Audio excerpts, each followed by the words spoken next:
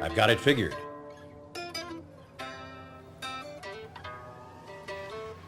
You do? I've had 2 separate folks tell me there've been strangers around these parts last couple nights. Can't tell what they look like, because they're staying in the shadows, covert-like. Nobody's been hurt, mind you, and that's the giveaway. I see. It's called probing. It's a military procedure. You send out a reconnaissance group, very small, check things out. Not to engage, but to evaluate. Yes, we wear those notorious B.I.G. t-shirts with a lot of pride. The situation. Evaluate the level of danger. Make sure things are all clear. Clear for what? For the rest of them.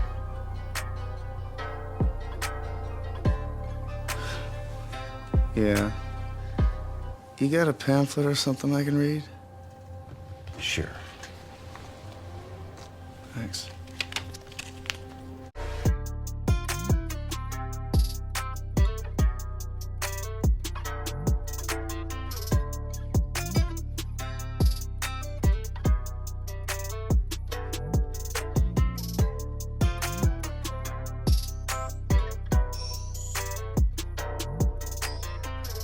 Opinions are this is genuine.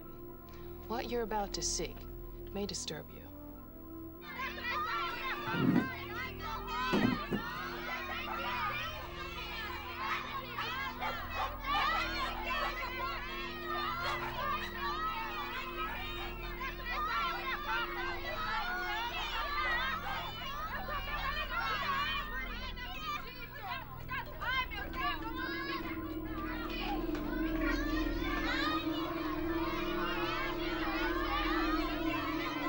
Move, children! Vámonos! Está atrás de garagem! Está atrás daí! It's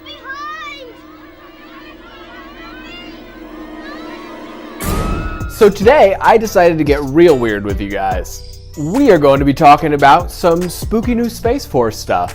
Specifically, some fun little future weapons, commonly referred to as UFOs.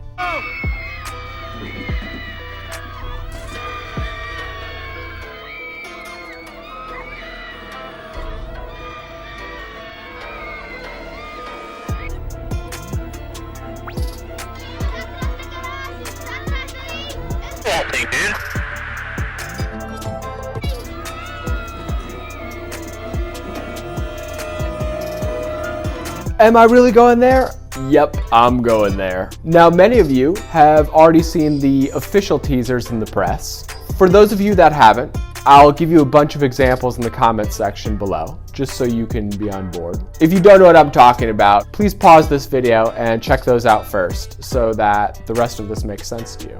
But long story short, the US Navy released footage last year of a real paranormal encounter some fighter pilots had with a real UFO.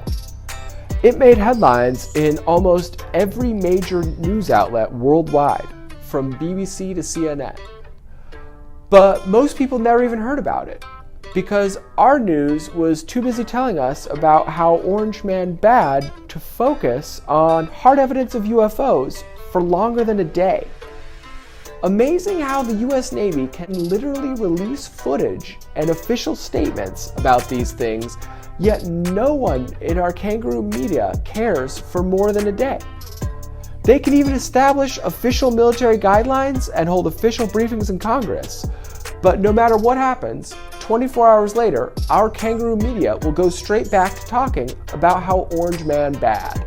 The people who bring us our news are oftentimes the most vapid, shallow, and chronically uncurious people on this earth, which is a big part of the reason that we're doing the QAnon op this way in the first place. To see who is shallow and will ignore real information if it's not served up to them the way they're used to receiving it, or from the people they are used to receiving it from, and who will follow the facts no matter who they come from or what kind of crazy place they lead.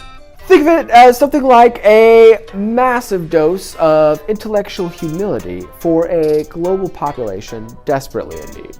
With that in mind, let's dive in. The first thing you need to know is that time is not linear or constant like many of us were raised to believe that it is.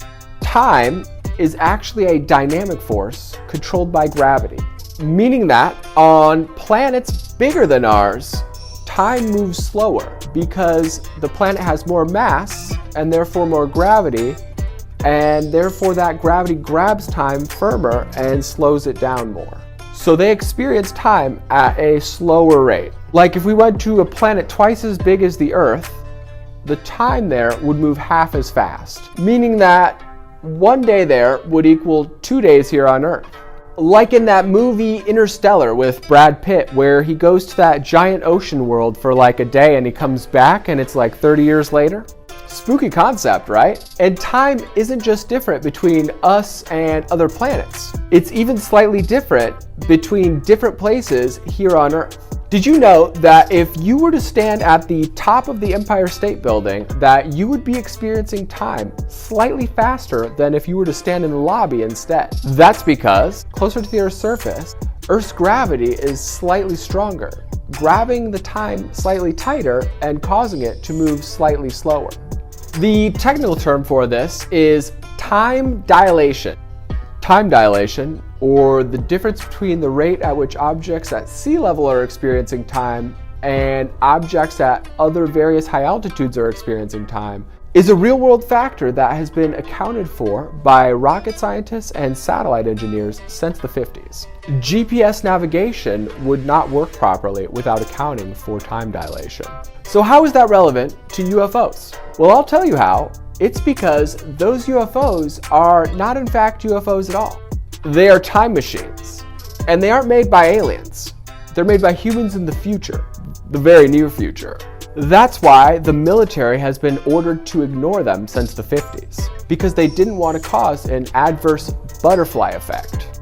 Now, I won't get into exactly what a butterfly effect is right now because it's kind of a complicated thing to explain. But luckily, there's a movie called The Butterfly Effect starring Ashton Kutcher that can give you kind of an idea of what I mean. The way you could tell they're time machines, without just taking my word for it, is with physics equations. If we look at the empirical data provided by the Navy about the UFO's aerial maneuvers, we could use physics equations to easily deduce that they would not be possible without a time machine. The reason is G-forces. G-forces are the extra pull of gravity you experience during a rapid acceleration or in a high-speed aerial maneuver. Fighter pilots and astronauts are generally trained to withstand up to 9 Gs, or 9 times the normal pull of gravity. But that is about the maximum a human body can safely endure. Anything much more than that would cause their body to be crushed and eventually kill them. Which is why we can be so certain that that UFO in those videos is actually a time machine. Because no living or artificial thing could survive the aerial maneuvers that UFO was performing without being crushed by the G-forces that it would create, unless they were warping time. I won't bore you with the gigantic math equation, but suffice it to say that even if your body was made out of solid titanium, the G-force exerted by going from a dead stop here to a dead stop 60 miles away in just a matter of seconds would smash you flat as a pancake, and the vehicle you were riding in. The only way it's mathematically possible to move like that is by warping time. So again, just to reiterate, that UFO is not an extraterrestrial alien spaceship. It's actually a human future weapon, one that I will be explaining more about in a future video. So please subscribe and share, and I will see you guys tomorrow.